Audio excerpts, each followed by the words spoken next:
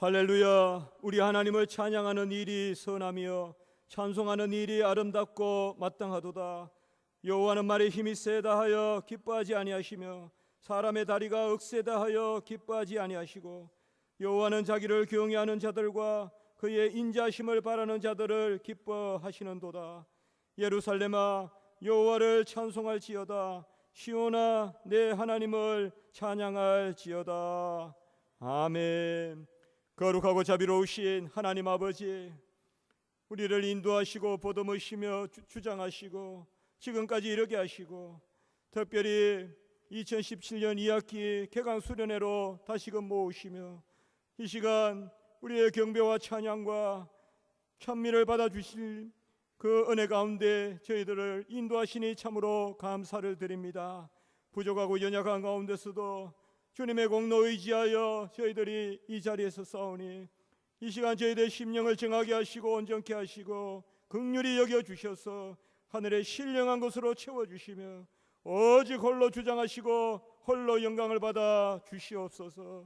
구주 예수 그리스도 이름으로 감사하며 기도드리옵나이다. 아멘.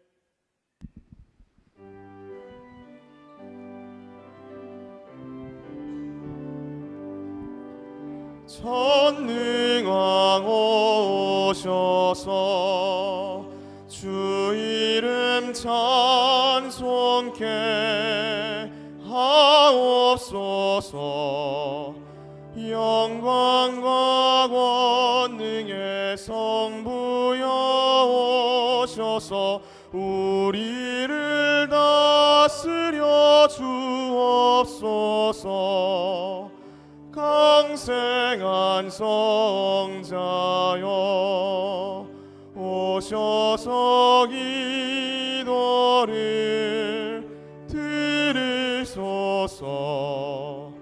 택하신 백성들 복 내려주시고 거룩한 마음을 주옵소서. 위로의 주 성령 오셔서 큰 증거 주옵소서.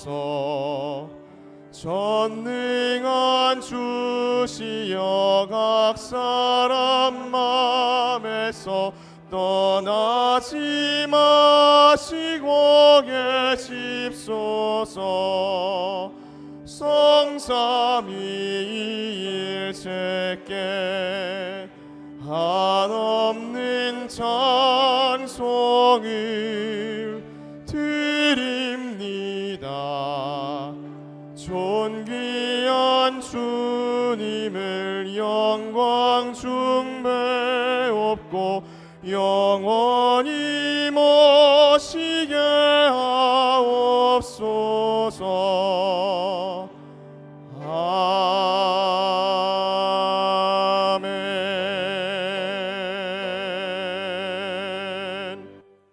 전능하사 천지를 만드신 하나님 아버지를 내가 믿사오며 그 외아들 우리 주 예수 그리스도를 믿사오니 이는 성령으로 잉태하사 동정녀 마리아에게 나시고 본디오 빌라도에게 고난을 받으사 십자가에 못 박혀 죽으시고 장사한 지 사흘 만에 죽은 자 가운데서 다시 살아나시며 하늘에 오르사 전능하신 하나님 우편에 앉아 계시다가 저리로서 산자와 죽은 자를 심판하러 오시리라. 성령을 믿사오며 거룩한 공회와 성도가 서로 교통하는 것과 죄를 사하여 주시는 것과 몸이 다시 사는 것과 영원히 사는 것을 믿사옵나이다. 아멘.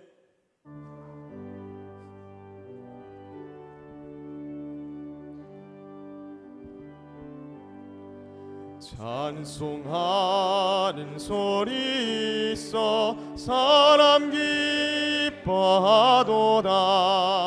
하늘 아버지의 이름 거룩하도다.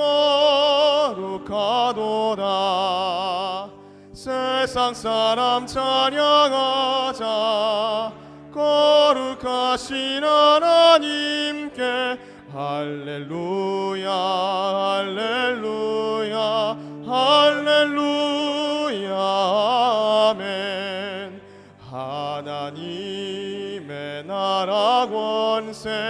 영원토록 있도다. 하나님의 영광 나라 거룩거룩하도다.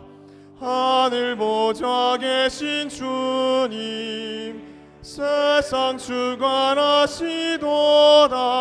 할렐루야 할렐루야 할렐루야 아멘. 하나님의 크신 섭리 그 뜻대로 되도다. 우리 아버지의 뜻은 거룩거룩하도다. 주여 속히 임하셔서 기쁜 날을 주옵소서.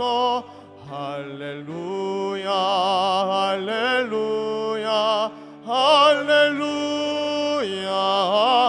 아멘. 아멘.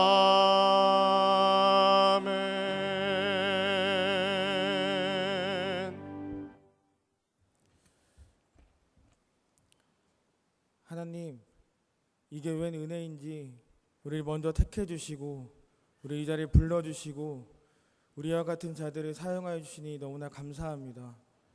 오직 하나님의 은혜로 우리가 이 자리에 모여서 함께 공부하며 예배를 드릴 수 있습니다. 우리는 하나님의 은혜 없이는 살아갈 수 없는 존재들인데 때론 은혜를 은혜답게 여기지 못하고 예배를 예배답게 드리지도 않고 하나님을 하나님처럼 생각하며 살아가지 못할 때가 너무나 많습니다.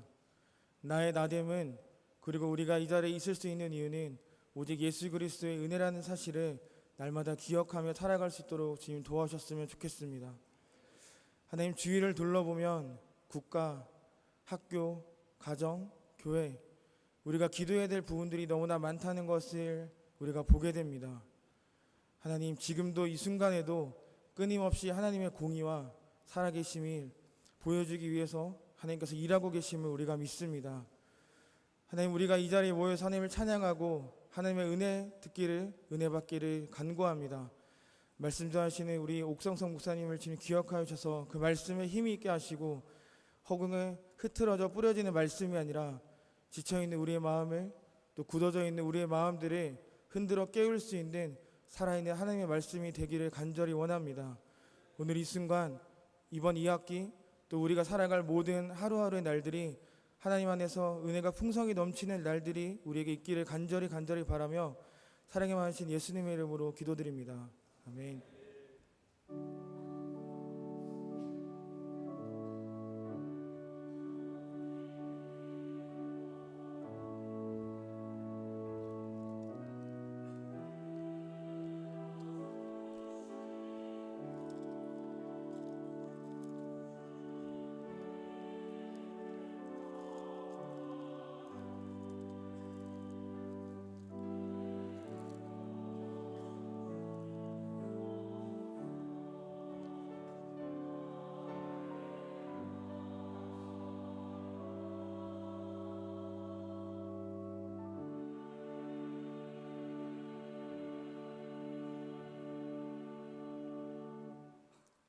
이 시간 내려주시는 하나님의 귀한 말씀은 요한복음 11장 1절에서 4절과 40절의 말씀입니다.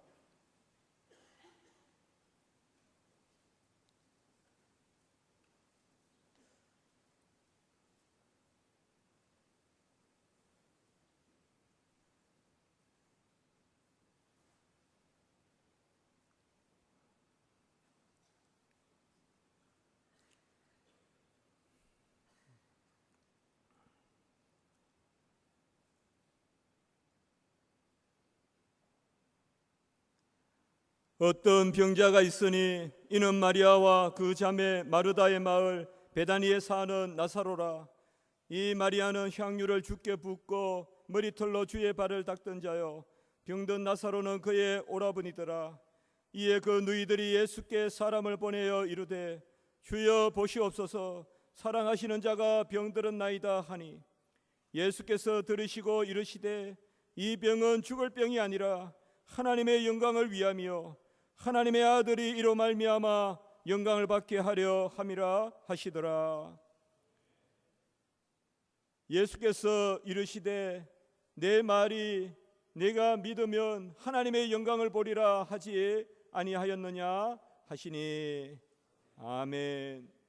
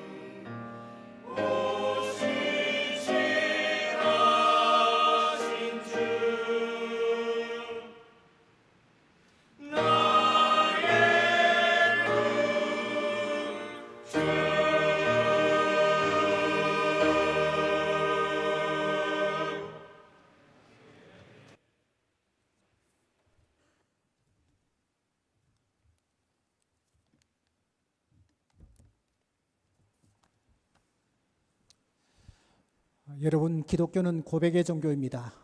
우리의 입술이 얼마나 중요한지 모릅니다. 바울 사도는 이렇게 말했습니다.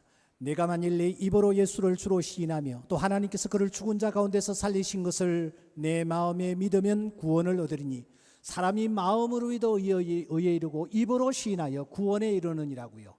고백이 중요하다라는 것입니다. 주님께서는 친히 그렇게 말씀하셨습니다. 누구든지 산들로 옮겨 저 바다에 던주라 하며 그 말하는 것이 이루어질 줄 믿고 의심치 아니하면 그대로 되리라. 오늘 이 시간 여러분의 입이 열리기를 주의 이름으로 축원합니다. 곁에 있는 분들과 한번 크게 선포해 보겠습니다. 내가 믿으면 하나님의 영광을 보리라. 저 위에 계시는 분들도 지금 피곤한 시간입니다만 집중할 수 있기를 바랍니다. 한 번 더 선포하겠습니다. 내가 믿으면 하나님의 영광을 보리라. 이번에는 곁에 있는 분 눈을 바라보시면서 이 고백을 하는 것입니다. 저희 교회는 자폐증 환자 아이가 3명이 있습니다. 그 아이들의 특징이 뭐냐면은 눈을 맞추지를 못하는 특징이 있더라고요. 영적 자폐증 증세가 우리에게 있어서는 되지 않습니다. 곁에 있는 분 눈을 뚫어지게 바라보시면서 한번 크게 선포하는 것입니다. 내가 믿으면 하나님의 영광을 보리라. 이번에는 손을 꼭 잡으시고 한 번 더 선포합니다. 내가 믿으면 하나님의 영광을 보리라. 아멘. 정신을 더 반짝 차릴 수 있도록 오른손을 드시고 하이파이브를 하면서 한번 곁에 있는 분들과 선포합니다. 시작. 내가 믿으면 하나님의 영광을 보리라. 아멘까지 하셔야 돼요. 한 번 더 시작. 내가 믿으면 하나님의 영광을 보리라. 아멘. 아멘. 아멘.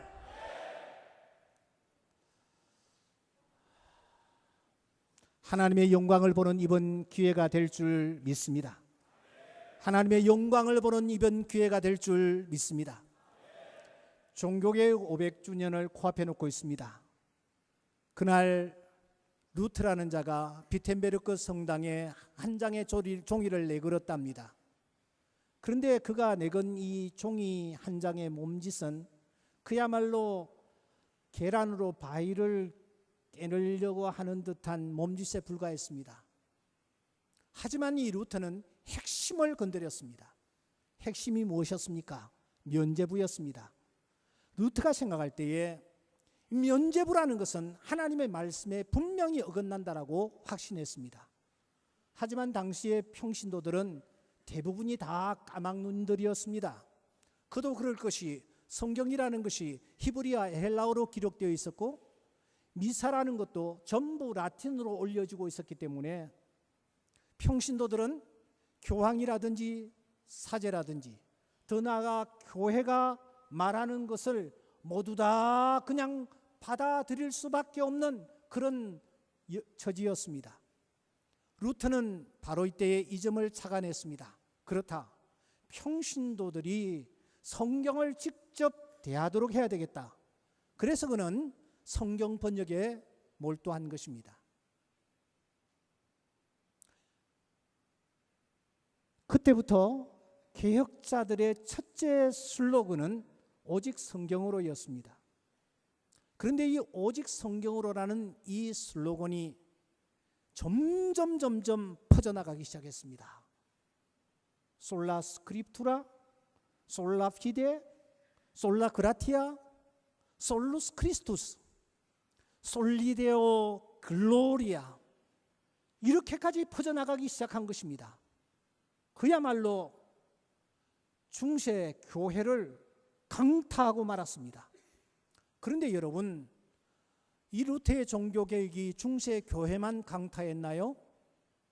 스티븐 존스라는 분이 최근에 우리는 어떻게 여기까지 왔을까라는 아주 흥미진진한 책을 썼습니다. 여러분들이 이 책을 꼭 한번 읽어보시길 바랍니다. 그는 이 책에서 이렇게 얘기합니다. 루터가 성경을 번역했는데 사람들이 성경을 읽으면서부터 자신들의 시력이 나쁘다라는 것을 비로소 처음으로 깨닫기 시작했다. 그래서 사람들은 유행처럼 안경을 쓰기 시작했다. 안경을 쓰기 시작하자 렌즈 산업이 발달하기 시작했고, 렌즈 산업이 발달하자 사람들은 드디어 현미경을 만들어내었다. 그리고 그 현미경을 통하여 세균이라는 존재가 있음을 그들은 깨닫게 되었다. 세균의 존재를 알게 되자 청결에 관심을 가지게 되었고, 청결에 관심을 가지자 실내, 실외 수영장이 생겼다. 수영장이 생기자마자 여성들이 드디어 비키니를 입기 시작했다. 그러니까 여러분, 루터의 성경 번역이 여성들의 비키니까지 영향을 미치게 된 것입니다. 이것을 학계에서는 벌새 효과라고 부릅니다. 벌새라는 새가 있습니다. 이 새는 이 꽃의 꿀을 따기 위해서 그 자리에 그대로 날개짓을 하면서 서는 그런 새로 진한 새를 벌새라고 합니다. 다시 말하면 이 벌새 효과라는 것은 인과관계를 설명할 때 사용하는 단어입니다. 모든 것이 다 원인과 함께 결과가 있다라는 것입니다. 이 사실을 솔로몬도 우리에게 얘기를 합니다. 무엇이라고 말하고 있습니까? 이미 있었던 것이 후에 다시 있을 것이다. 이미 했던 일을 후에 다시 할 것이다. 해 아래 새 것이 절대 없다. 솔로몬은 지금 인과관계를 우리에게 설명하는 것입니다. 바울 사도도 이렇게 말합니다. 한 사람이 불순종함으로 모든 사람이 죄인 되었다. 그런데 한 사람이 순종함으로 말미암아 모든 사람이 의인이 되었다. 무슨 얘기입니까? 여러분, 아담이라는 사람이 도대체 언제적 사람입니까? 나사렛 예수라는 사람이 십자가 위에서 못 박혀 돌아가셨답니다. 그 일이 언제적 일입니까? 그런데 그 일이 오늘 우리에게까지 영향을 미치고 있다는 것입니다. 이런 측면에서 볼 때 성경이라는 것은 인과관계로 시작하여 인과관계로 끝난다고 해도 과언이 아닙니다. 결코 우연이라는 것이 있을 수 없다라는 얘기입니다. 그래서인지 에이다브르 토즈 박사는, 이분이 1963년에 세상을 떠났습니다마는 최근에 이 사람의 책이 한 권 번역되었는데 규장사에서 나왔습니다. 이런 책입니다. 하나님의 길에 우연은 절대 없다 하는 제목을 뽑았습니다. 제목이 시사하는 대로 하나님의 길에는 우연이 없다라는 것입니다. 하나님의 자녀들이 걸어가는 길에도 우연이라는 것은 결코 있을 수가 없다라는 것입니다. 베다니에 나사로라는 가정이 있었습니다. 그런데 그 가정에 큰 문제가 생겼습니다. 가정의 기둥뿌리라고 할 수 있는 나사로가 갑자기 중병으로 쓰러진 것입니다. 어떤 병이었을까요? 그 당시 유행하던 열병이었을까요? 암이었을까요? 어떻든 그는 쓰러졌습니다. 화들짝 놀란 두 자매가 급히 예수님께 사람을 보냈답니다. 사랑하시는 자가 병들었다고요. 그런데 이 소식을 접하신 예수님께서 조금도 주저함이 없이 나사로의 집에 지금 일어난 이 문제가 결코 우연이 아니다라는 말씀을 하고 계십니다. 한 걸음 더 나아가서 그 예수님께서 나사로의 가정에 일어난 이 문제를 진단을 하십니다.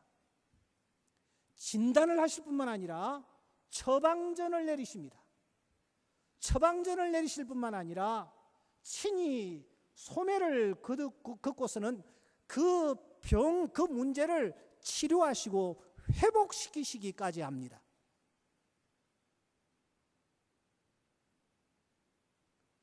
여러분, 4절을 주목하시기 바랍니다. 주님이 말씀하십니다. 이 병은 죽을 병이 아니라 하나님의 영광을 위함이요 하나님의 아들이로 말미암아 영광을 받게 하려 함이라. 이것은 주님이 그 가정에서 일어난 문제를 놓고 진단하시는 내용입니다.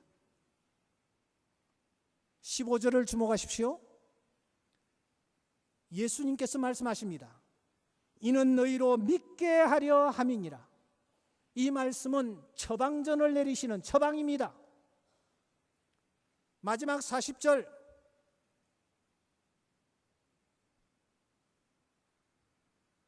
내 말이 내가 믿으면 하나님의 영광을 보리라 하지 아니하였느냐. 이 말씀은 친히 치료하시는 치료의 현장입니다.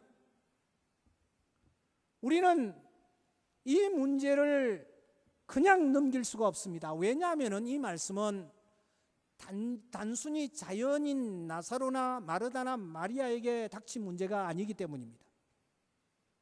오늘 이 문제는 오늘 우리가 당면한 문제요, 오늘 우리가 해결해야 할 문제요, 오늘 우리가 고민하는 문제이기 때문입니다.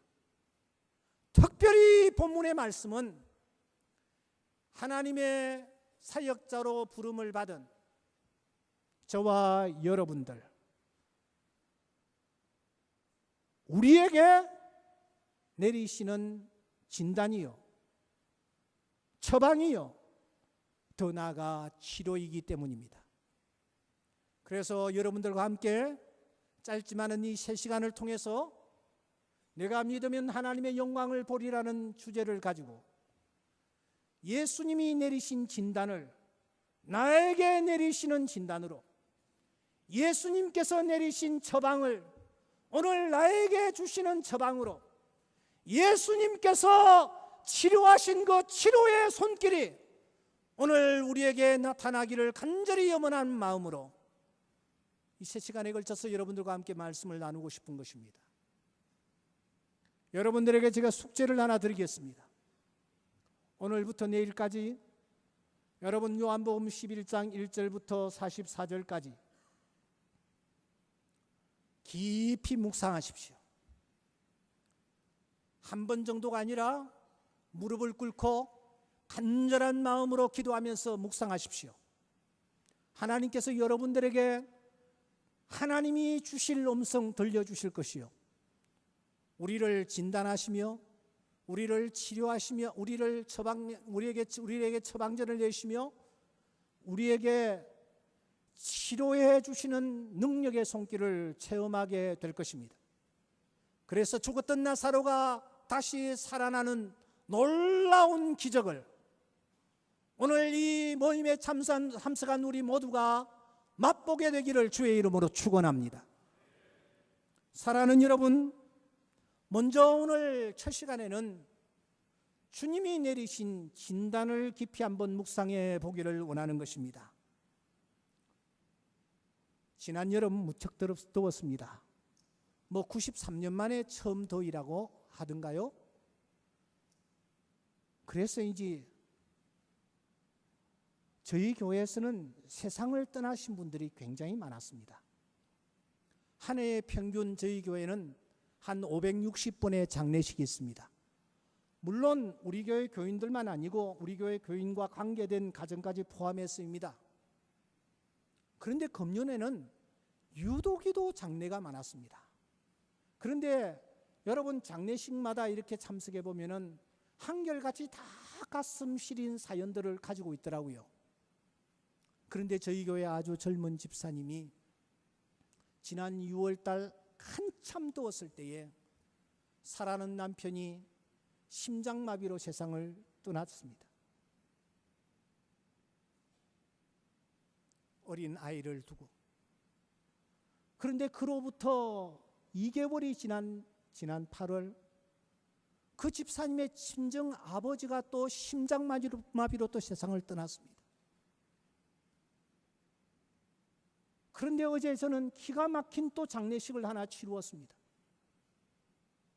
이 자매도 심장마비였어요. 50대 중반, 며칠 전 그날이 이 자매의 생일이었습니다. 그래서 친구들과 생일날 어느 장소에서 우리 당신 생일 파티하자 하고서는 6명인가 약속을 했답니다. 약속 장소에 주인공이 나타나지 않는 거예요. 그래서 연락을 해도 연락도 되지 않는 거예요. 이상하다. 그래서 그 6명의 친구들이 생일 잔치의 주빈인 그 자매의 집으로 달려가 보니 방 안에서 이 자매가 심장마비로 세상을 떠나 있었습니다. 국가수위에서 부검을 하고 어제 급히 장례를 치루었습니다. 여러분, 심장마비라는 것이 그냥 생기는 게 결코 아니에요. 진단을 제대로 하지 아니했기 때문입니다. 진단만 제대로 받았더라면 그런 상황이 벌어지지 아니했을 것입니다. 그러므로 어떤 상황이든지 어떤 문제이든지 진단이 대단히 중요합니다. 그런데 마가복음 5장에 보면 12회를 혈루병으로 고생하는 한 여인이 등장합니다. 그 여인은 불행하게도 제대로 된 진단을 받지를 못했던 것 같습니다. 성경은 이렇게 소개하고 있습니다. 그 여자가 많은 의사에게 많은 괴로움을 받았고 가진 것도 다 허비하였을 때 아무 효염이 없고 도리어 더 중하여졌던 차에라고 말하고 있습니다. 의사를 찾아갔는데 제대로 진단이 되지 않는 거예요.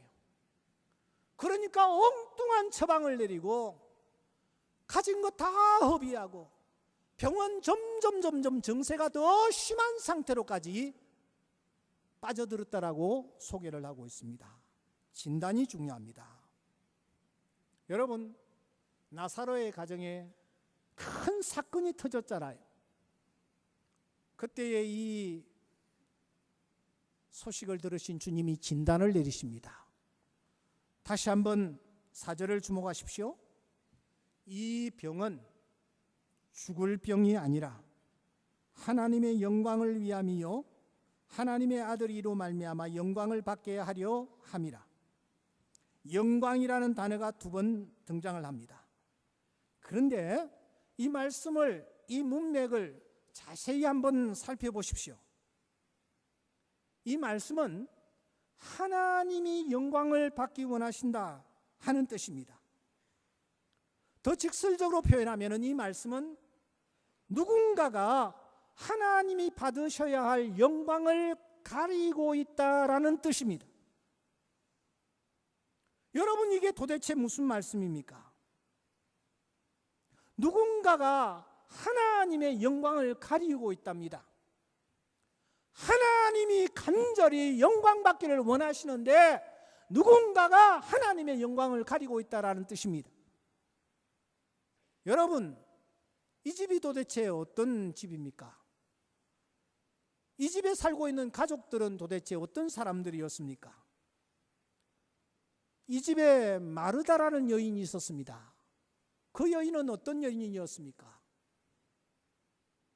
누가복음 10장에 보시면 마르다라고 이름하는 한 여자가 자기 집으로 예수님을 초청합니다. 초청할 뿐만 아니라 음식을 융숭하게 대접하는 것을 우리는 확인했습니다. 동생 마리아는 어떤 사람이었습니까? 그에게 마리아라는 동생이 있었다. 그녀는 주의 발 앞에 무릎을 꿇고 주의 말씀을 들었다라고 소개합니다. 겸손하게 주님의 무릎 앞에 꿇어 앉아 주님의 말씀에 집중한 여인이 동생 마리아입니다. 더 나아가 오늘 11장 2절 말씀에 보면 마리아를 이렇게 소개합니다. 이 마리아는 향유를 주께 붓고 머리에 틀로 주의 발을 씻겼다, 그렇게 말하고 있습니다. 이런 과정에서 나사로는 도대체 어떤 역할을 했을까요? 나사로의 허락 없이 외간 남자를 자기 집에 모시고 들어오는 것이 가능했을까요? 외간 남자 나사로의 허락 없이 자기 집에 가장 소중한 향유를 그냥 쏟아붓는 것이 가능했을까요? 천만의 말씀입니다. 나사로는 든든한 후원자였고 마르다와 마리아가 주님께 드리는 헌신과 아름다운 모습을 전폭적으로 지지했던 사람이 바로 여기에 등장하는 나사로입니다. 정말 모범적인 가정이죠. 가족들이 한결같습니다. 나사로도 마르다도 마리아도 정말 모든 사람들에게 향기로운 그런 모범적인 가족들이었습니다. 그런데 어찌하여 이 가정에 일이 생겼을 때에 이 가정을 향하여 하필이면 하나님의 영광 때문이다, 하나님이 영광 받으시기를 원하신다, 직설적으로 표현하면 하나님의 영광을 가리고 있기 때문이다, 이런 말씀을 지금 하시는 것일까요? 이런 진단을 주님이 내리시는 것일까요? 그래서 우리는 본문을 유심히 들여다보아야 합니다. 여러분, 성경을 보시기 바랍니다. 본문에 사랑이라는 단어가 2번 등장합니다. 먼저 3절입니다. 이에 누이들이 예수께 사람을 보내어 이르되 주여 보시옵소서, 사랑하시는 자가 병들었나이다. 이어서 5절에 보시면 예수께서 본래 마르다와 그 동생과 나사로를 사랑하시더니 이렇게 말씀을 하고 있습니다. 사랑이라는 단어가 히브리어로는 아하바라는 단어입니다. 제가 살펴보니까 대략 아하바 등 한 7가지 정도가 성경에 등장하는 것을 확인할 수 있었습니다. 헬라어로는 그보다 훨씬 더 숫자가 많습니다. 하지만 그 중에 대표적인 것은 에로스, 스톨게, 필리아, 그리고 아가페라고 할 수 있습니다. 이 중에 에로스라는 이 단어는 히브리어를 헬라어로 번역한 70인역, 이 70인역에 보면은 잠언 7장 18절과 30장 16절을 이 단어의 변화형으로 사용하고 있습니다. 그런데 한결같이 그 본문들이 성적인 냄새를 짙게 풍기고 있습니다. 그래서인지 신약 성경 저자들은 그 누구도 이 에로스라는 단어를 단 한 번도 신약 성경에서 쓰지 않고 있습니다. 본문을 기록했던 요한이라는 사람, 영적 깊이가 아주 탁월했던 사람입니다. 그는 무엇보다도 어휘를 정확하게 구사하는 데 아주 심혈을 기울였습니다. 특별히 그는 성경의 대주제인 사랑이라는 단어를 제일 많이 언급했던 사람이 바로 이 요한입니다. 그런데 성경을 자세히 보시면 그는 매우 주의 깊게 영적 통찰력을 가지고 이 단어를 사용하고 이 단어에 접근했던 것을 볼 수 있습니다. 칼로 물베듯이 정의를 내릴 수가 없습니다만 에로스라는 단어는 남녀 간의 사랑을 의미합니다. 더 나아가 필리아는 인간과 인간대의 사랑을 의미할 때 이 단어를 주로 사용합니다. 스톨게는 부모와 자식 간의 사랑을 묘사할 때 이 단어를 주로 사용하고 있습니다. 아시는 대로 아가페라는 단어는 도무지 표현할 수 없는 사랑의 표현, 전적인 희생의 표현, 하늘의 하나님이 인간을 향하여 행하신 표현, 그것을 아가페라는 단어로 쓰고 있습니다. 그래서인지 예수님 당시만 하여도 이 아가페라는 단어는 세상 사람들은 모르고 있었고 쓰지 않았습니다. 왜냐? 그런 사랑은 존재할 수 없다고 생각했기 때문입니다. 요한은 에로스라는 단어의 의미가, 필리아라는 단어의 의미가, 스톨게라는 단어의 의미가, 그리고 아가페라는 단어의 의미가 어떤 것인지를 잘 간파하고 있었어요. 때문에 요한복음 21장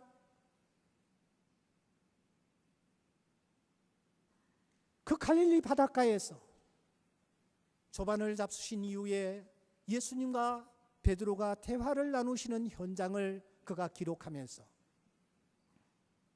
예수님의 마음 그리고 베드로의 마음이 어떠했는지를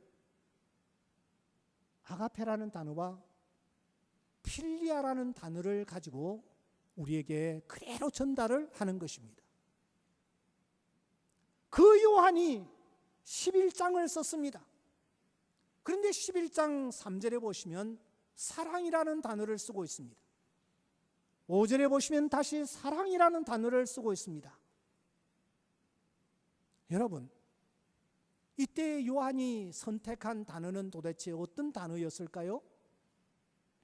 먼저 5절을 주목하십시오. 5절에 보시면 주어가 아주 선명합니다. 예수님이 마르다와 동생과 나사로를 사랑했다. 여러분, 여기에 사랑이라는 단어는 어떤 단어일까요? 요 앞에 계시는 분, 어떤 단어일까요? 어떤 단어요? 당연히 그렇죠. 아가페죠.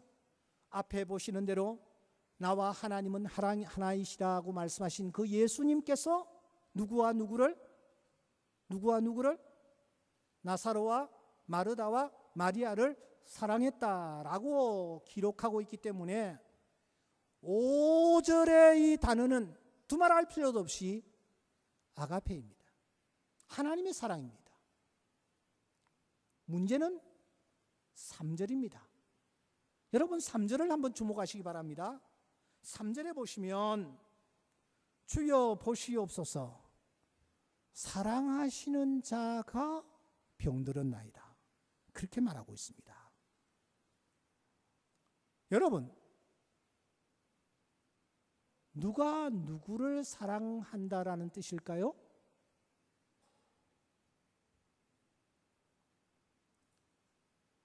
누가 누구를 사랑한다라는 뜻일까요? 요 앞에 안경 끼신 형제, 저를 죽어도 안 쳐다보는데 누가 누구를 사랑하신다라는 뜻일까요?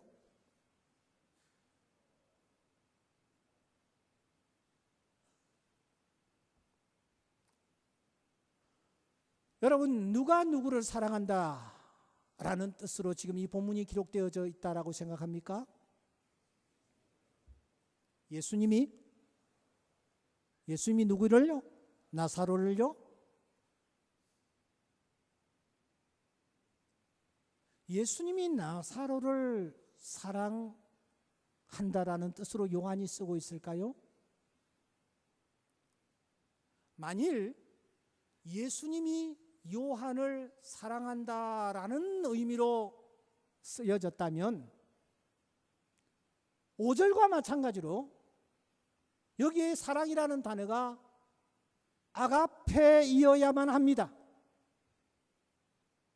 그런데 놀랍게도 이 3절의 사랑은 아가페가 아닙니다. 필리아입니다. 제가 참고한 성경은 지금 여기 가지고 나와 있는 1966년 그릭 성경입니다. 필리아입니다. 요한은 지금 대단한 메시지를 우리에게 주고 있는 거예요. 사랑하시는 자가 누가 누구를 사랑했느냐? 만일 예수님께서 나사로를 사랑한다라는 의미였다면 5절과 마찬가지로 아가페라는 단어를 요한이 썼을 것입니다. 그런데 요한은 지금 이 3절에서 필리아를 의도적으로 쓰고 있습니다. 무엇을 뜻합니까? 예수님이 나사로를 사랑한다라는 뜻이 아니고 이 3절의 본문은 마르다와 마리아가 오라버니 나사로를 사랑했다라는 뜻입니다.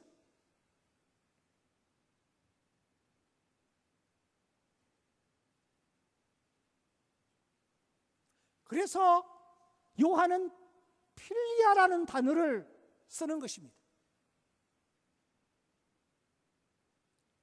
때문에 오늘 이 본문은 참 번역이 저는 잘 되었다고 생각합니다. 여러분 사랑하시는 자가 그렇게 했는데 주어가 불분명해요. 예수님이 주어도 아니고 어떤 의미에서 마르다와 마리아가 주어도 아닙니다. 우리로 하여금 3절을 깊이 고민하고 생각하게 저는 번역이 굉장히 잘 됐다고 생각합니다. 여러분 지금 요한은 마르다와 마리아가 나사로를 사랑했고 마르다와 마리아가 나사로를 그렇게 불렀다라는 것을 꼬집어내고 있습니다. 그도 그럴 것이 아마 부모님은 일찍 돌아가신 듯 합니다. 그래서 어렸을 때부터 오빠는 오빠 이상의 그 무엇이었습니다. 집안의 대들보였고 그래서 오빠를 의지하고 기대면서 여기까지 온 것입니다. 그러던 중에 예수님을 만났습니다. 그래서 그 주님을 자기 집에 초대하기도 했고 그 주님 앞에서 말씀을 듣기도 했고 더 나아가 그 주님 앞에 향유를 쏟아붓기까지 했습니다. 이 자매들은 예수님을 참 사랑했습니다. 하지만 거기까지였습니다.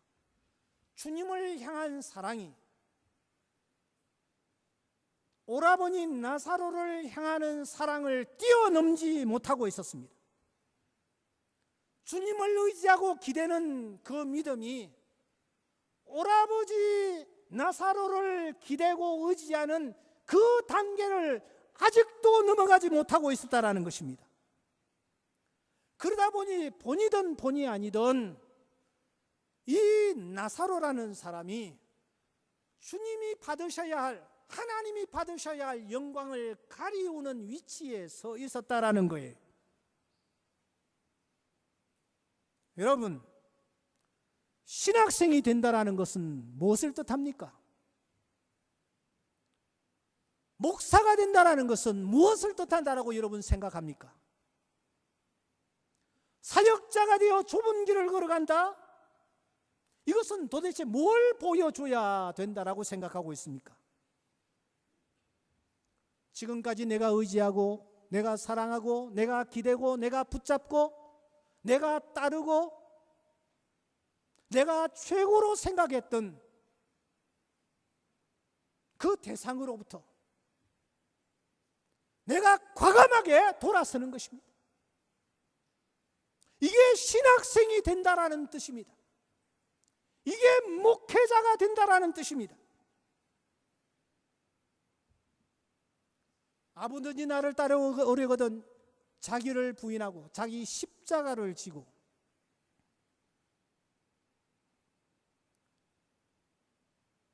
세상 헛된 모든 신과 영화 모두 내어버렸네.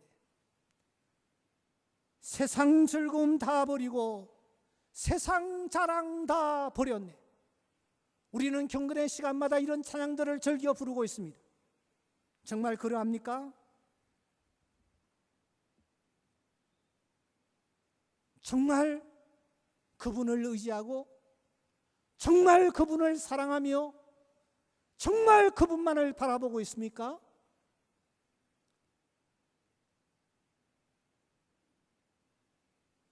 마르다와 마리아는 아직도 그 단계에 이르지를 못하고 있었습니다.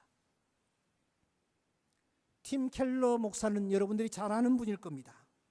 지금 맨해튼을 중심으로 뉴욕에서 젊은이들을 상대로 사역하는 이 시대의 최고의 영향력 있는 분입니다. 이분이 쓴 책은 무조건 좀 여러분들 읽으셔도 좋습니다. 특별히 하나님을 말하다, 내가 만든 신, 이런 책들은 여러분들이 꼭 읽으시길 바랍니다. 제가 지금 이 책을 하나 가지고 나왔는데 부제로는 하나님의 자리를 훔치다 라고 잡았습니다. 이 책은 오늘 크리스찬, 더 나아가 목회자의 길을 걸어가려고 하는 우리에게 비수를 들이대고 있습니다. 팀 켈러는 이 책에서 이렇게 말합니다. 인간의 마음은 우상 공장과 같다. 우상이란 도대체 무엇인가? 하나님보다 더 중요한 것, 하나님보다 더 크게 당신의 마음과 생각을 차지하는 것, 하나님만이 주실 수 있는 것을 다른 데서 얻으려 한다면 그게 바로 우상이다. 그것이 무엇이든 워낙 당신 삶의 중심이자 필수여서 그것 없이는 살아갈 가치를 별로 느끼지 못한다면 그게 바로 가짜 신이다. 가정과 자녀, 직업과 돈벌이, 성취와 평론가의 호평, 체면과 사회적 지위가 다 우상이 될 수 있다. 로맨틱한 이성관계, 업계의 인정, 안전하고 편안한 환경, 외모나 두뇌, 심지어 기독교 사역에서 성공하는 것도 다 우상이 될 수 있다. 저것만 있으면 내 삶에 의미가 있을 거야. 나도 가치 있는 사람이 될 거야. 내가 중요해지고 안정감이 될 거야 라고 생각하는 모든 것은 다 우상이요 내가 만든 신이라는 것입니다. 그가 이 책에서 말하는 핵심은 이것입니다. 우상숭배라는 말을 우리가 들으면 목상이라든지 신상 앞에다가 절을 하는 것, 그런 원신의 모습을 떠올리지만 그게 아니라는 것입니다. 에스겔서 14장 3절에 있는 대로 마음의 우상을 드리며 라는 말씀대로 설령 어떤 것을 형상하지 아니한다 할지라도 나를 지배하고 내 가치관을 거기에 두는 것이 있다면 그것은 바로 우상이다. 그러면서 그는 이 책에서 이렇게 결론을 내립니다. 내가 만든 신은 반드시 나를 배반한다. 한 번 더요. 내가 만든 신은 반드시 나를 배반한다. 여러분 어떠세요? 신학생이 되려고 하는 것, 목사가 되려고 하는 것, 그 자체가 우상이 될 수 있다라는 사실을 아십니까? 아니, 이미 우상이 되어 내 깊은 좌소에 자리 잡고 있는지도 모르겠습니다. 왜 그렇게 큰 교회를 선호하시나요? 왜 그렇게 한결같이 잘 나가는 교회 부격자가 되려고 애를 쓰나요?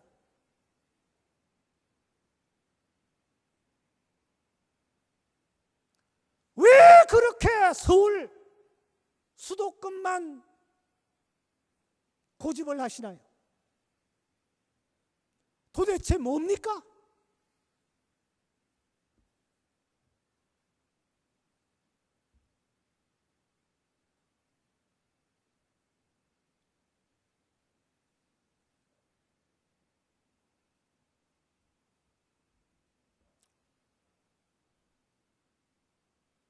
제가 한 교회 부목사로 있었습니다.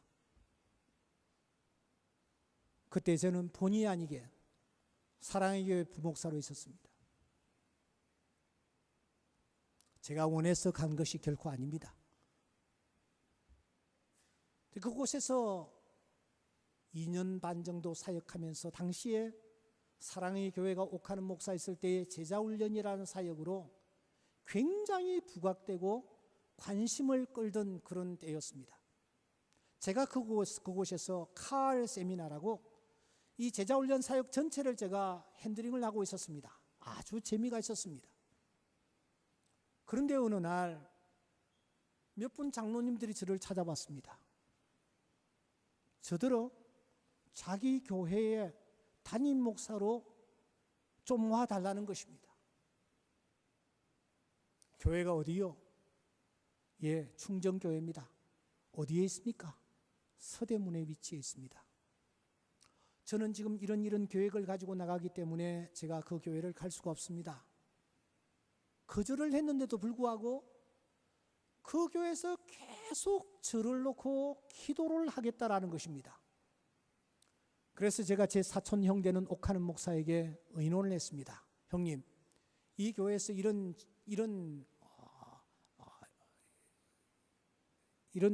청빙이 왔는데 제가 어떻게 하면 좋겠습니까? 했더니 형님께서 단번에 야 이 자식아, 너 그 교회가 어떤 교회라고 너 그런 생각 가려고 생각하냐? 쿵 깨라. 그 교회는 안 돼. 이렇게 하면서 그냥 저를 주저앉히셨습니다. 그래서 제가 그 교회에 못 간다고, 정말 못 간다고 통보를 했습니다. 그런데 그 교회에서 계속해서 저를 놓고 무려 6개월 동안 기도를 하는 것이었습니다. 그러다가 마지막 판에 목사님, 저희 교회 수요일 날 한 번만 와서 예배 한 번만, 설교 한 번만 해주십시오. 안 오셔도 괜찮습니다. 그래서 거절할 명분이 없어 제가 그 교회 수요일 날 가게 되었습니다. 서대문 언덕배기 빈촌이 자리 잡고 있는 한가운데 수요일 날 제가 강대상에 섰는데 서는 순간 눈물이 팍 쏟아졌습니다. 천정을 바라보니 천정에 군데군데 비가 새가지고 얼룩얼룩이 져 있습니다. 사용하는 마이크는 야외용 마이크였습니다. 의자는 시커멓고 수요일이 되어서 그런지 할머니들만 몇 사람 덤성덤성 앉아 계셨습니다. 평소에 저는 아골골짝 빈들에도 복음 들고 가오리다. 제가 그런 찬송을 즐겨 불렀습니다. 그런데 그곳이 아골골짝이었어요. 그런데 그때 제가 요한복음 21장 말씀을 전하고 있었는데 성도들이 그냥 빨려들면서 너무너무 간절한 표정으로 저를 바라보는 것입니다. 할머니들이. 그래서 제가 예배를 마치고 내려와서 관계자들에게 제가 이 교회의 담임 목사로 부임을 하겠습니다. 그렇게 얘기했어요. 가능성이 있었어가 절대 아니었습니다. 저는 형으로부터 그 교회가 7년 동안 싸우던 교회, 갈라져서 대부분까지 올라갔던 교회, 더 이상 내리막길이 없을 정도의 상황에 던져져 있다는 얘기를 들었습니다.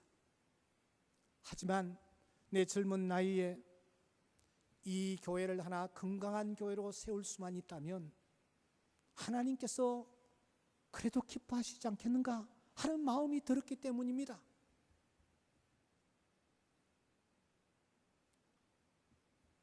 사랑의 교회 사임을 하던 날 김만영 목사라고 지금 합동신학원 교수로 있고 아주 훌륭한 목사님입니다. 그 목사님하고 저하고 같이 인사를 했습니다. 그 목사님은 풀 스칼라십으로 트리니티의 유학을 가족들과 함께 떠나고 저는 제 가족들을 데리고 지금 충정교회로 부임을 한다고 인사를 드렸습니다. 성도들이 나와서 이분에게는 다 축하한다고 손을 막 흔들면서 저에게는 마치 도수장으로 끌려가는 양을 보듯이 어떻게 하실래요 목사님 하면서 인사를 하고 지나갔습니다. 짐을 챙겼습니다. 잠수교를 이렇게 넘어서 서대문으로 가는데 저쪽에서 이 잠수교 거기에 이만한 나무 막대기가 하나 두둥실 떠내려오는 것입니다. 그 막대기가 꼭 저를 대변하는 듯해 보였습니다. 너는 도대체 어디서 흘러 어디로 가고 있느냐?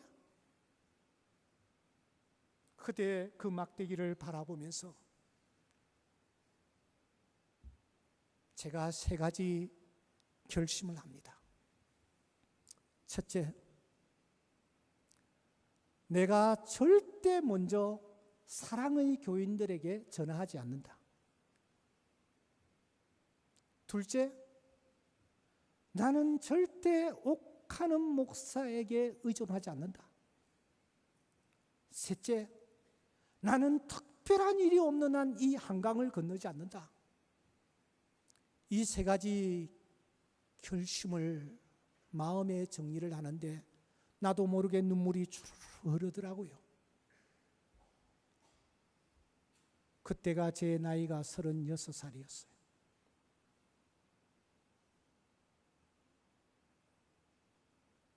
그 이후에 있었던 일들은 제가 다음 시간에 얘기해 드릴 수 있을지 모르겠습니다만 여러분 넓은 길을 선택하지 마세요. 주님은 좁은 길을 선택하셨고 그 길을 향하여 걸어가셨습니다. 오늘 나에게는 내가 만든 신이 없습니까? 내가 예수님보다 더 의지하고 더 기대는 것은 없습니까? 주님은 마르다와 마리아가 겉으로 볼 때는 그럴듯하게 나무랄 데 없이 주님을 사랑하고 있었지만 예수님보다 나사로를 더 의지하고 사랑한다라는 것을 간파하셨기에 이 말씀을 하신 것입니다. 그러면 사랑하는 형제 자매 여러분, 하나님께 영광을 돌린다, 하나님을 진정 사랑한다, 하나님을 의지한다, 이렇게 하는 것은 도대체 어떤 것이란 말입니까? 예수님께 배우셔야 합니다. 그 예수님께서 그 현장에서 어떻게 하셨는가를 배우셔야 합니다. 그래서 우리는 다시 한번 오늘 본문의 현장을 유심히 살펴보아야만 합니다. 나사로가 중한 병이 들었습니다. 죽게 되었죠. 그때 사람들이 급히 사람을 보냈지 않습니까? 주여 보시옵소서, 사랑하시는 자가 병들었나이다. 이 급보를 받으신 주님이 어떤 반응을 보이셨는가? 어떤 반응을 주님이 보이십니까? 여러분, 예수님과 아무 상관없는 사람의 얘기를 지금 듣고 계십니까? 주님과 특별한 관계를 평소에 유지하고 있는 그 가정의 급한 소식을 주님께서 들으셨지 않았어요? 그렇다면 한 걸음에 달려가실 법합니다. 그런데 주님은 전혀 조급해하지 않으십니다. 마치 남의 일처럼 느긋한 태도를 취하십니다. 예수님께서 이 급보를 받으시고 왜 이런 태도를 취하셨을까요? 그래서 우리는 본문을 놓고 몇 가지 질문을 던지셔야만 합니다. 첫째, 예수님이 이 소식을, 나사로에 관한 소식을 어디에서 들으셨는가 하는 것입니다. 둘째, 언제 들으셨는가 하는 것입니다. 셋째, 들으셨을 그때 주님은 뭘 하고 계셨는가 하는 거예요. 더 중요한 것 하나 있습니다. 하필이면 왜 6절에 보시면 이틀이라는 말이 나오는데 하필이면 왜 이틀이었던가? 하루도 아니고 사흘도 아니고 한 달도 아니고 1년도 아니고 왜 하필이면 이틀이었던가? 다시 한번 정리합시다. 예수님께서 나사로에 관한 소식을 어디에서 들으셨는가? 둘째, 언제 들으셨는가? 셋째, 들으셨을 그때에 주님은 도대체 뭘 하고 계셨던가? 마지막 가장 중요한 것, 왜 하필이면 이틀이었던가 하는 것입니다. 하나씩 우리가 살펴보셔야만 합니다. 첫째 질문은 이것이었습니다. 예수님이 이 소식을 어디에서 들으셨던가 하는 것입니다. 11장 6절을 주목하십시오. 그 계시던 곳에서 들으셨습니다. 그 계시던 곳이 구체적으로 어디입니까? 10장 40절을 보시면 그 계시던 곳은 바로 요단강 저편 요한이 처음으로 세례를 주던 곳이었습니다. 그러니까 요단강 저쪽 베레아 지방이었습니다. 그때 주님은 그곳에 계셨습니다. 그곳에 계시면서 두 자매가 보낸 심부름꾼을 통하여 나사로에 관한 소식을 들으셨습니다. 둘째, 들으실 그때가 도대체 언제였던가 하는 것입니다. 여러분, 언제 들으셨느냐가 굉장히 중요합니다. 언제 들으셨습니까? 언제 들으셨어요? 여러분, 얘기 좀 하세요. 제 혼자만 떠들게 하지 말고. 언제 들으셨어요? 자, 11장 17절을 주목하십시다. 나사로가 무덤에 있은 지 이미 나흘이라 라는 힌트가 있습니다. 더 정확한 것은 39절입니다. 마르다가 말합니다. 죽은 지가 나흘이 되었음에, 죽은 지가 나흘이 되었음에. 그러니까 여러분, 이런 계산이 가능합니다. 베다니에서 주님이 계시던 곳, 즉 베레아까지는 약 40km입니다. 이 40km는 당시 심부름꾼이 열심히 걸어야만 하루에 도착할 수 있는 그런 거리입니다. 그렇다면 여러분, 어떤 계산이 나옵니까? 심부름꾼이 예수님께 가는데 하루, 그리고 그 예수님이 제자들과 함께 베레아에서 베다니까지 오시는데 하루, 여기에다가 그 계시던 곳에 이틀을 머무셨다고 했는데 이틀을 합치면은 나흘이 되는 것입니다. 무엇을 우리에게 가르쳐 줍니까? 여러분 저를 보세요. 오라비가 지금 심상치 않은 상태가 되어버렸습니다. 그러자 이 마르다와 마리아는 사람을 하나 사가지고서는 저 멀리 예수님께로 사람을 급히 보냅니다. 이 사람은 급보를 가지고 막 달려가는 거예요. 동부방 넘어 고개를 넘어 갔는데 가는 그때에 이미 나사로는 숨을 거두고 말았다라는 것을 알 수가 있습니다. 그래야 나흘이라는 숫자가 의미의 계산이 나오는 거예요. 하지만 이 심부름꾼은 나사로가 죽었는지 그걸 모릅니다. 모르고 열심히 가서 하루 만에 도착하여 예수님께 마치 나사로가 지금 중병으로 아직 죽지 아니한 것처럼 급보를 아뢰는 것입니다. 사랑하시는 자가 병들었나이다. 하지만 그때 이미 나사로는 죽었습니다. 죽었다는 사실을 예수님은 알고 계셨습니다.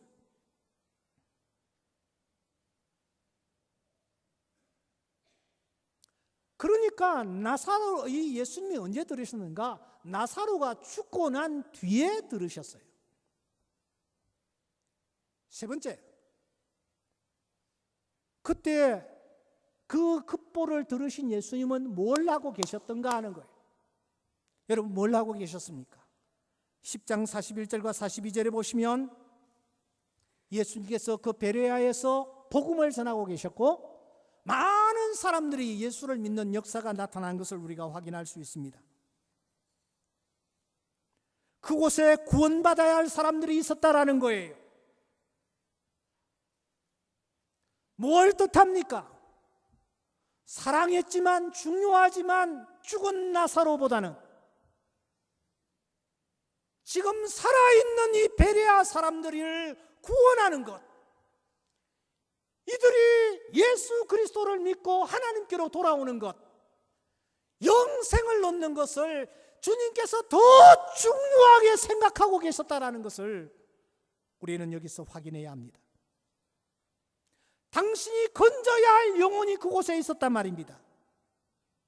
그래서 주님은 그곳에서 이미 나사로는 죽었기 때문에 아직 죽지 아니하고 구원받아야 할 영혼들을 구원하기 위하여 진력하고 계시는 것입니다. 마지막으로, 그러면 왜 하필이면 이틀이었는가? 한 달, 1년 그곳에 머무시면서 계시지 왜 이틀이었던가? 여기에도 분명한 이유가 있습니다. 주님은 지금 자신의 남은 생애와 시간을 카운트하고 계시는 것입니다. 12장 1절에서 엿새 전에 라는 표현이 있습니다. 지금 십자가를 지실 6월절이 코앞입니다. 정확하게 날짜를 계산하고 계시는 것입니다.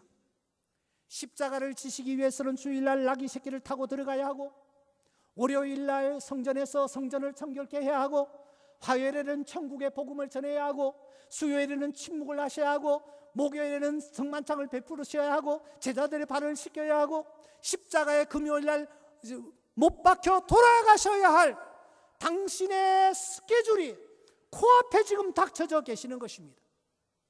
그러므로 예수님께서 베레아에서 그들을 구원할 시간은 단 이틀밖에 낼 수가 없었던 것입니다. 다시 말씀드리면 지금 이 이틀이라는 것은 과부의 엽전 한 입과 같이 예수님에게 가장 귀한, 당신이 내실 수 있는 모든 시간의 전부를 베레아에서 그 사람들을 구원하는 일에 심혈을 쏟고 있었다는 것을 우리에게 가르쳐 주는 것입니다. 그때 주님은 그 현장에서 그 일을 하고 계셨습니다. 두 번 다시 올 수 없는 그곳 베레아, 두 번 다시 만날 수 없는 사람들, 베레아 사람들, 그 사람들을 한 생명이라도 더 구원하기 위하여 주님은 땀을 쏟고 계시는 것입니다. 바로 이것입니다. 죽은 자들로 죽은 자들에게 죽은 자로 하여금 죽은 자를 장사하게 하고 너는 나를 쫓으라 하시는 말씀 그대로입니다. 오늘 여러분들은 어떠합니까? 나와서 말씀만 잘 듣고 음식 대접 잘하고 뭐 그렇게 하면은 그게 전부입니까? 그러면 하나님께서 영광 받으신다라고 생각하고 있습니까? 하나님의 관심이 어디에 있습니까?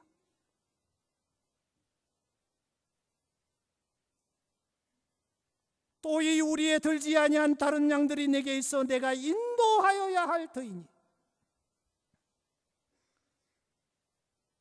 하나님의 관심은 우리 안에 있지 않습니다. 교회 안에 있지 않습니다. 예수 믿는 사람들에게 있지 않습니다. 하나님의 관심은 우리 밖에 있는 양들에게 있습니다. 우리가 아무리 이렇게 모여서 찬양하고 예배하고 경배한다 할지라도 아버지의 관심은 우리 밖에 있습니다. 문 밖에 서서 탕자가 돌아오기를 그 아버지는 기다리고 계셨습니다. 99마리를 들여두고 한 마리를 찾아 낳은 분이 하나님이시요. 여러분, 오늘 우리의 관심이 어디에 있습니까?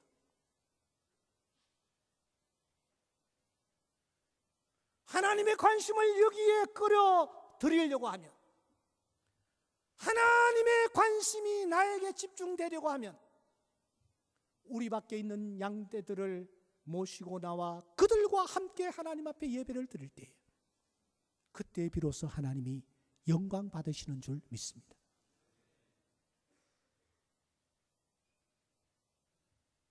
이런 의미에서 오늘 우리 신학교의 교육도 깊이 재고할 때가 되었다라고 저는 생각합니다.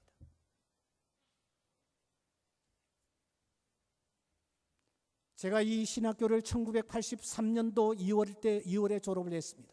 76회입니다. 많이 배웠죠.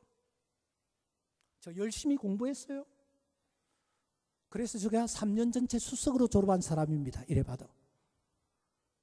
그런데 현장에 가니까 쓸 게 없어요.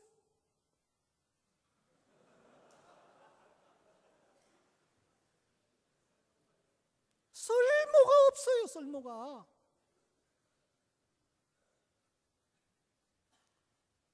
큰 아웃라인에서는 중요하죠.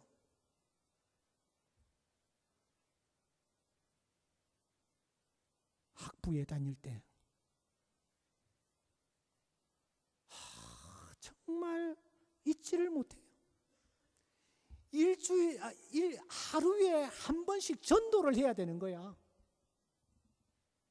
그리고 월요일 되면은 리포트를 기록해가지고 교수에게 제출을 해야 되는 거야. 목욕탕에 가도 전도. 그래서 곁에 있는 사람들 때를 일부러 밀어주면서 선생님 때가 많이 나오는군요. 이렇게 해가 복음을 전하고, 문구점에 가서는 만년필을 사면서 선생님 이게 만든 사람이 있을까요 없을까요 해가지고 복음을 전하고, 어떨 때는 도서관에 있다가 밤 11시에 밖에 나와가지고 사람을 기다려도 사람이 없어. 학교가 외진 곳에 있었기 때문에 기숙사에 들어가서 동료를 깨워가지고 동료에게 복음을 전하고,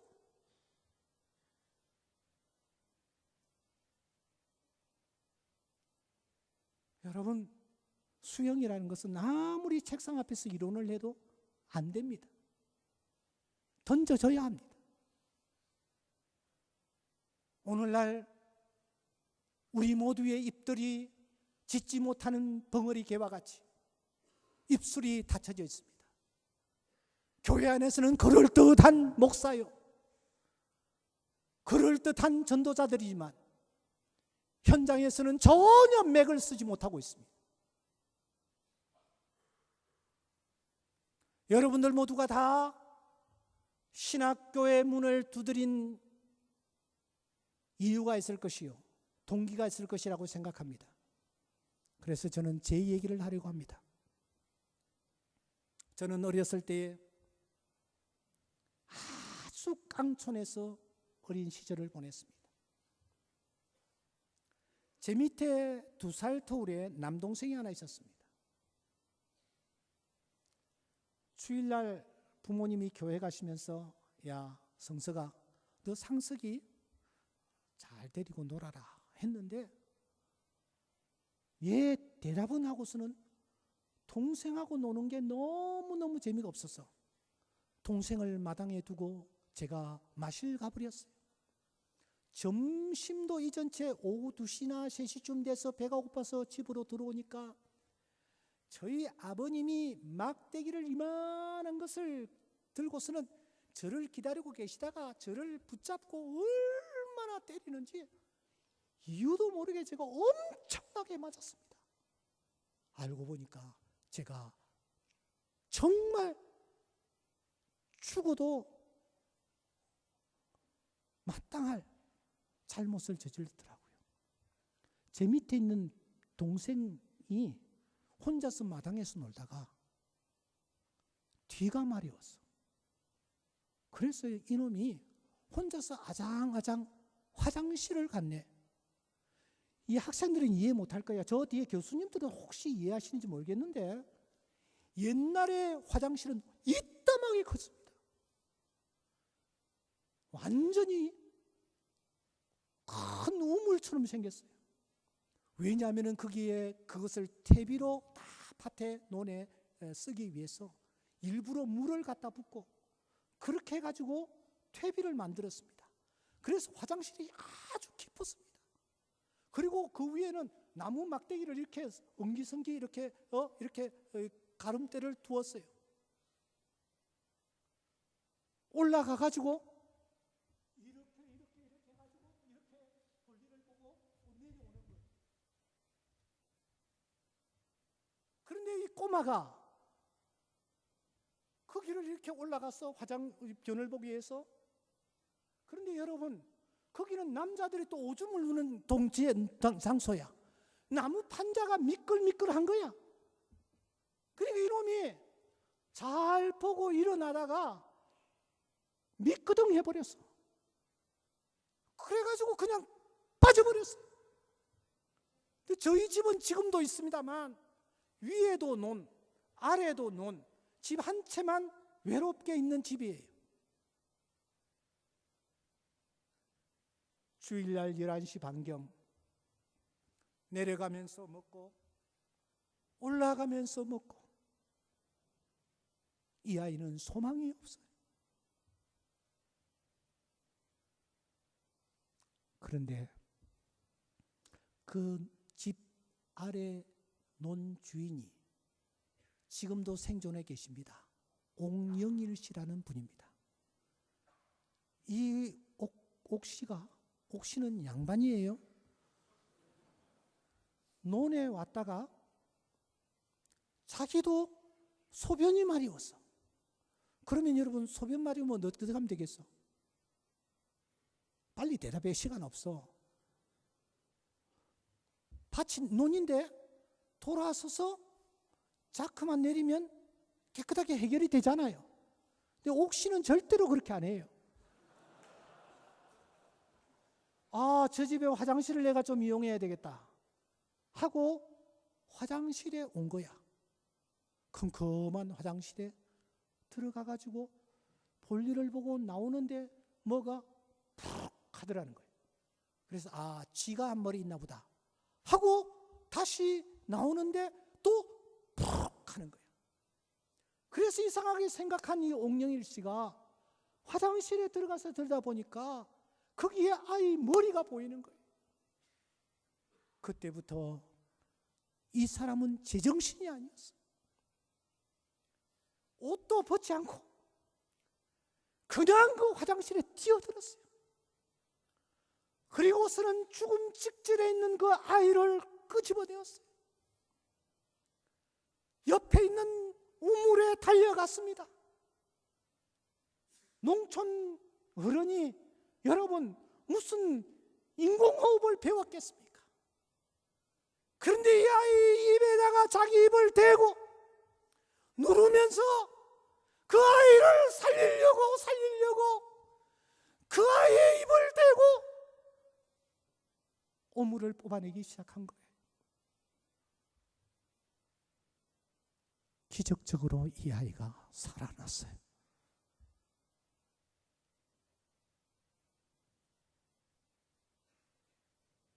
지금 그 아이가 한 교회 장로가 되어 있습니다. 제가 어렸을 때 너무 충격을 받은 이 사건 때문에 저는 나중에 복음을 대하면서 죄악의 시궁창에 빠져서 내려가면서 먹고 올라가면서 먹다가 인생을 끝내어야 할 나를 주님이 찾아오셔서 건져주셨다. 그 주님이 이 억만 죄악에 찾아오셔서 나를 살려주셨다. 그렇다면 나는 어떻게 살 것인가? 이것이 저의 동기가 되어 신앙의 문을 두드렸습니다. 그래서 저는 어떤 상황 속에서라도 이 복음을 전하는 이 일을 우리가 포기해서는 되지 아니하며 이 일만이 하나님이 영광받기 원하신다라는 이 깊은 의식이 제 마음속에 자리를 잡고 있습니다. 여러분, 전하기만 하면 놀라운 일이 일어납니다. 지금은 세상을 떠났습니다마는 혹시 탤런트 김자옥 씨를 아십니까? 이 김자옥 씨가 아기를 낳았는데 돌잔치 예배를 좀 드려달라는 거예요. 그래서 제가 갔죠. 가니까 그 좋은 날에 김자옥 씨가 눈에 눈물이 글썽글썽하면서 우는 거예요. 왜 그래요? 예, 목사님, 제가 아이를 낳았는데 제 시어머니가 돌이 될 때까지 이 아이를 한 번도 보지를 않고 있습니다. 아시는 대로 이 김자옥 씨는 최백호 씨와 먼저 결혼하고 그 뒤에 오승근 씨와 재혼을 했습니다. 그런데 재혼한 오승근 씨의 시어머니가 불도의 회장이야. 그런데 김자옥 씨와 오승근 씨가 결혼하고 난 뒤에 김자옥 씨가 오승근 씨를 교회로 데리고 갔고 찬양대까지 앉혀버렸어요. 그러니까 시어머니가 얼마나 자부를 미워했는지 모릅니다. 손자는 그래도 귀하잖아요. 그런데 손자 돌이 될 때까지 얼굴을 보지 않는 거예요. 그래서 우리가 다 같이 기도하면서 제가 이렇게 얘기했습니다. 힘내십시오. 제가 언제 기회가 나면은 시댁에 제가 한번 복음을 전하겠습니다. 말이 씨가 되었는지 그 뒤에 저는 그것을 잊어버렸습니다마는 비가 부슬부슬 오던 7월 어느 날 김자옥 씨가 전화를 했어요. 목사님, 저희 남편이 목사님 모시러 갑니다. 잘 부탁합니다. 조금 기다리니까 오승근 씨가 아니나 다를까 온 거예요. 목사님 가십시다. 어디요? 가보시면 압니다. 그래서 제가 그 차를 타고 뭐 이런저런 얘기를 하면서 가다 보니까 워크힐 호텔 옆에 있는 구이동이라는 곳이 있습니다. 그게 개인주택 앞에 차를 세워놓고 오승근 씨 가로왈 목사님 잘 부탁합니다 하고서는 가버리는 거예요. 저 혼자 그 대문 앞에 섰습니다. 알고 보니 시댁이었습니다. 주여, 이 일을 어찌 해야 합니까? 그런데 방법이 없잖아요. 약속은 했고. 그 집에 초인종을 눌렀더니 이미 연락을 해두었던지 문이 열렸고 안으로 들어가니까 시아버지 되시는 분이 아주 이런 표정으로 마루에 앉아 계시는 거예요. 그만해서가 아니라 이분이 위암 수술을 하고 그날 퇴원을 하신 날이었어요. 몸이 불편해서 이렇게 앉아 계셨어요. 제가 위로를 한참 해드리다가 이왕 왔으니 이판사판이다 하고서는 그분에게 여러분들도 익히 알고 계시는 전도 폭발이라는 그런 전도 프로그램이 있습니다. 그걸 꺼내 들었습니다. 그리고서는 복음을 전하는데 이분이 의외로 몸을 이래 있다가 이렇게 하면서 제 얘기를 받아들이기 시작하는 거예요. 이렇게 하면서 한 10분 정도 이 얘기를 끌어나가는데 안방문이 열리더니만은 문제의 그 여신도의 회장 시어머님이 흰 옷을 입고 딱 나타나는 거예요. 쳐다보니까 저를 딱 내려다 보시는데 이제는 끝났구나 라고 생각하는 상황이었어요. 그런데 놀랍게도 그분이 남편 곁에 앉으시는 거예요. 그리고서는 제 얘기를 들으시는 거예요. 저는 등에 땀을 흘리면서 이런 일들도 있을 수 있나? 하고 이 얘기를 풀어나가는데 좀 지나니까 건너방에서 어떤 할머니가 다시 또 엉덩이를 이렇게 바닥에 걸으면서 또 나타나 앉으시는 거야. 알고 보니까 오승근 씨의 이모야. 자기 형부가 퇴원했다고 그날 와서 앉아 그 집에서 저녁 식사를 하신 것 같아. 조금 지나니까 저쪽 방에서 20대 젊은이가 하나 와서 또 잘 앉는 거예요. 아르헨티나의 이민간 오승근 씨의 조카가 할아버지 수술 때문에 왔다는 거예요. 이분이 와서 앉아. 조금 있으니까 또 딸끄닥 하던 이 설거지 하던 아주머니가 또 와서 앉는데 오승근 씨의 형수였어요. 몇 명입니까?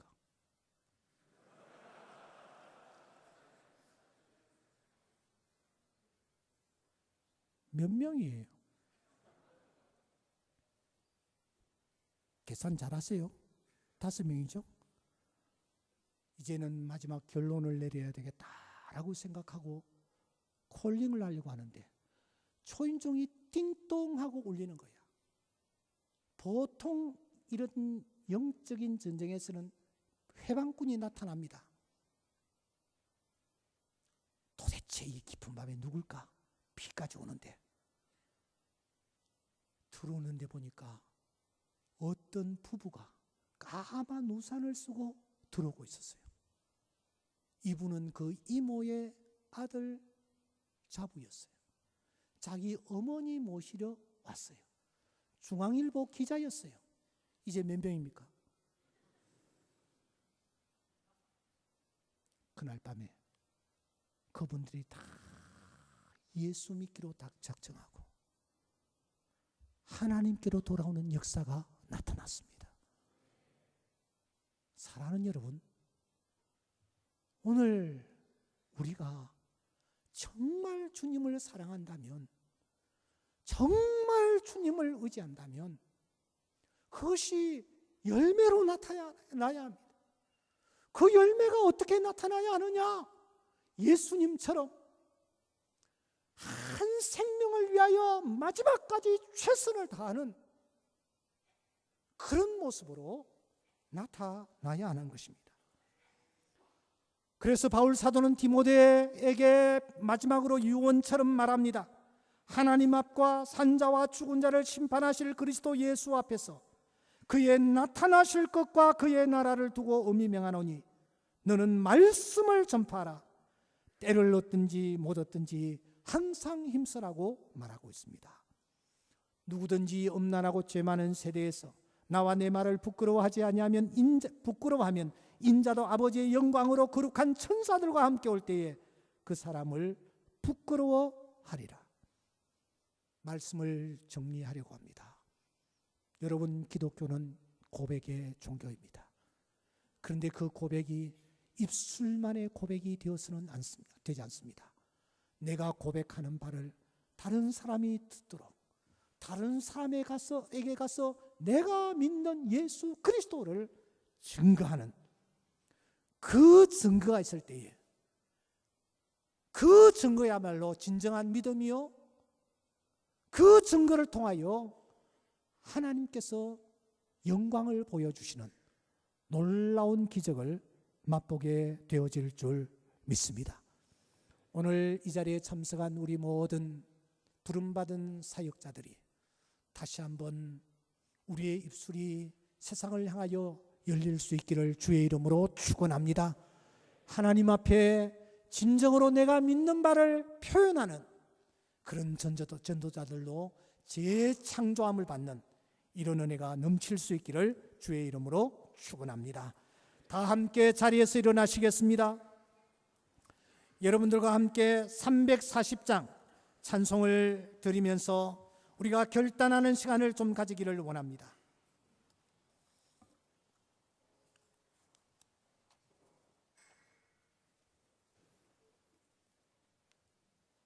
찬송과 가사를 마음에 담으시기 바랍니다.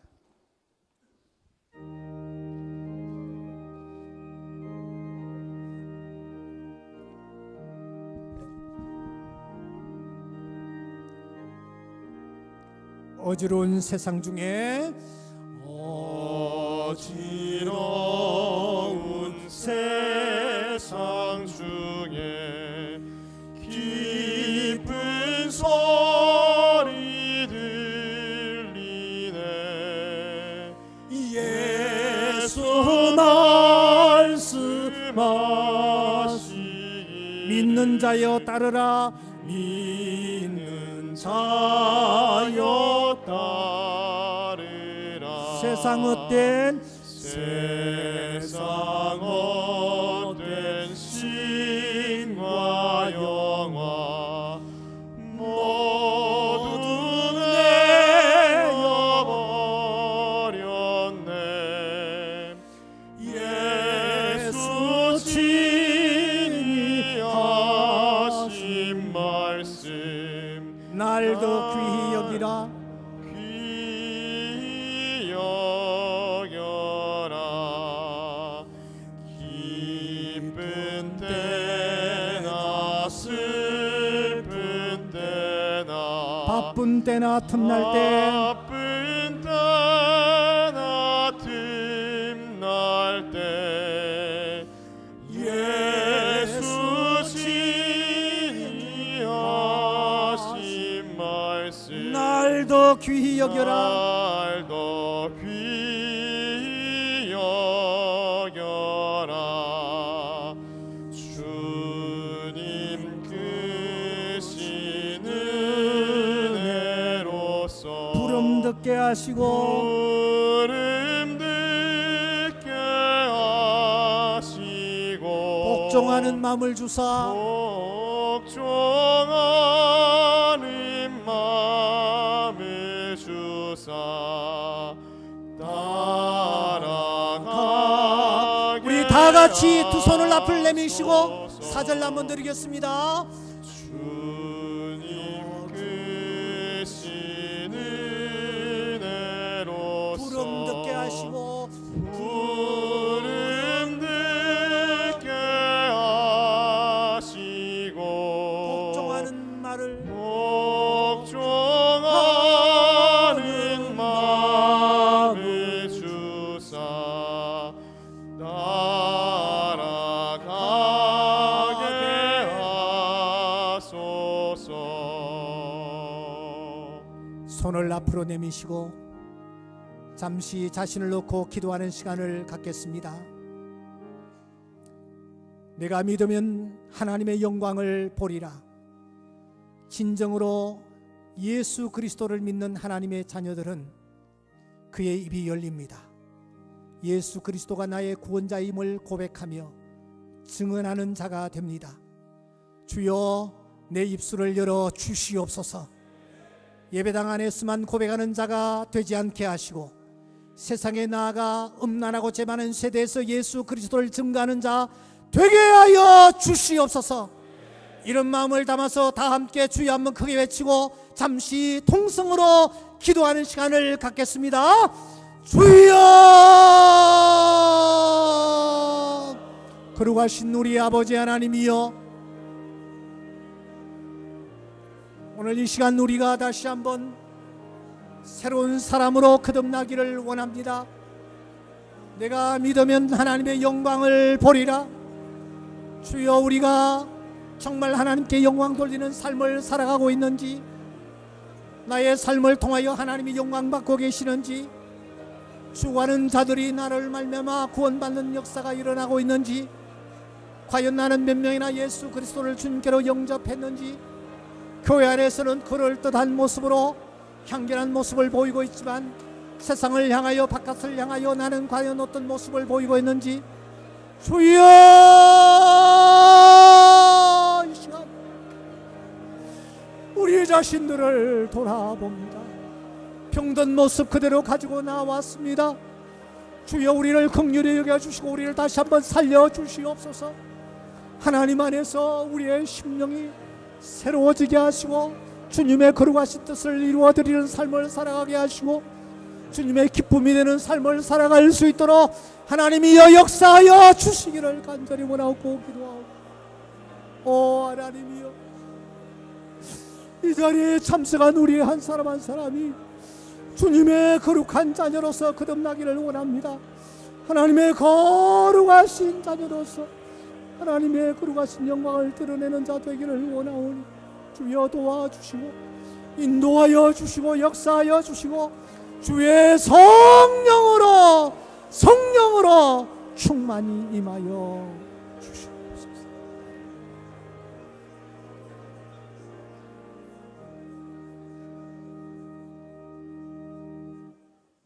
우리 주 예수 그리스도의 은혜와 하나님 아버지의 크신 사랑과 성령의 역사하심이 이 학기 개강을 시작하면서 하나님의 말씀을 붙잡고 내가 믿으면 하나님의 영광을 보리라, 이 고백을 하나님 앞에 올리며 하나님이 기뻐하시는 믿음의 사람으로 다시 한번 재창조되기로 다짐하는 주의 귀한 자녀들 위해 영원히 함께 하시기를 축원하옵나이다. 아멘.